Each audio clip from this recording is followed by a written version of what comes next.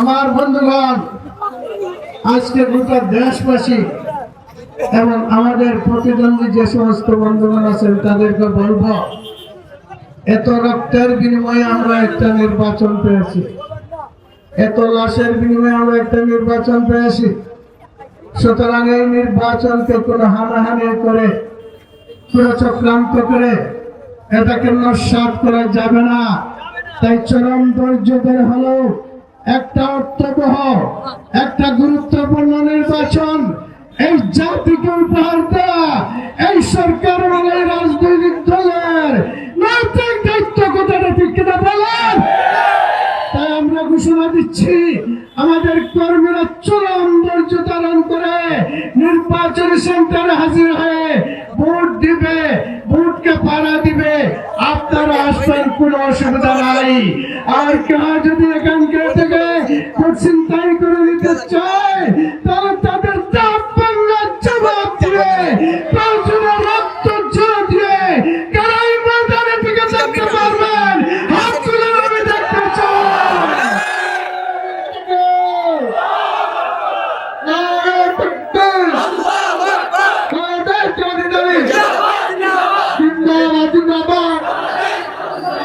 আমার বন্ধুগণ, আমি আপনাদেরকে উদাত্ত আহ্বান জানাবো, এই ভোট এত গুরুত্বপূর্ণ ভোট।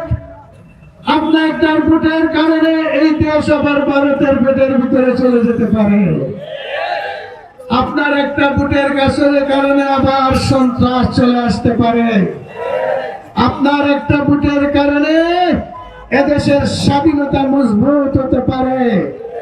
আপনার ভোটের কারণে জুলাই যুদ্ধ করে যে আপনার যে চুক্তি করা হয়েছে, যে সনদ করা হয়েছে, এটা বাস্তবায়িত হতে পারে। এই জন্য আমি সর্বপ্রথম অনুরোধ জানাচ্ছি আপনাদেরকে, 1 নম্বর আসনের সকল ভোটারদেরকে এবং সারা দেশবাসীকে যে সবাই দয়া করে ভোট সেন্টারে মা বোনদেরকে নিয়ে যাবে। যারা উপস্থিত আছেন আপনারা কি হাজির হতে পারবেন? হাত তুলে আমি দেখতে চাই।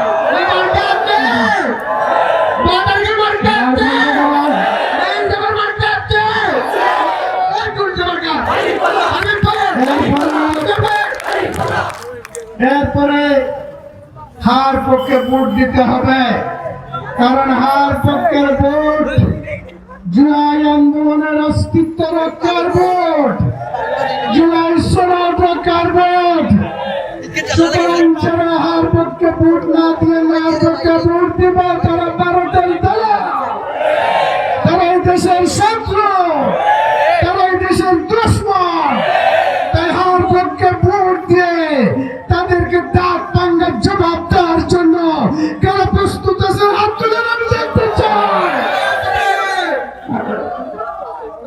আমার বন্ধুগণ, এরপরে হার পক্ষে ভোট দিলেন, আবার যদি হা বিরোধী কোন শক্তি ক্ষমতায় যায় তাহলে এটাকে তছনছ করে দিবে, এই সনদকে তছনছ করে দিবে।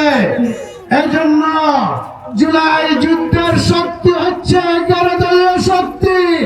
এখানে জামাত আছে, এনসিপি আছে, ওই তরুণ তরুণীদের দল আছে, সবাই আছে।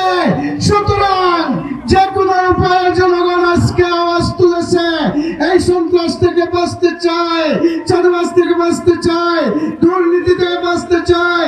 সেজন্য আজকে আওয়াজ উঠেছে, সব দেখেছি বারবার।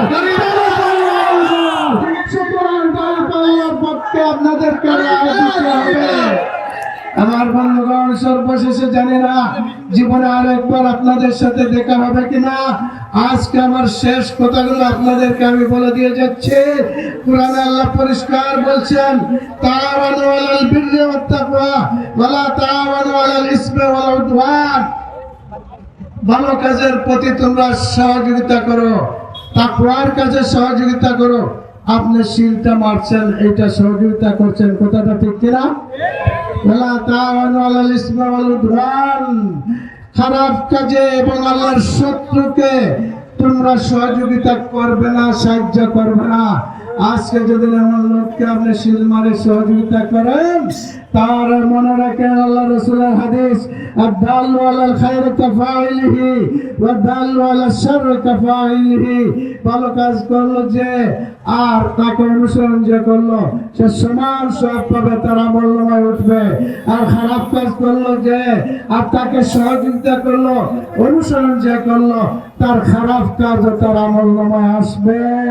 তাই আমার বন্ধুগণ, আমি বলেছি আমরা দুনিয়ার শান্তি চাই আর আখিরাতের মুক্তি চাই।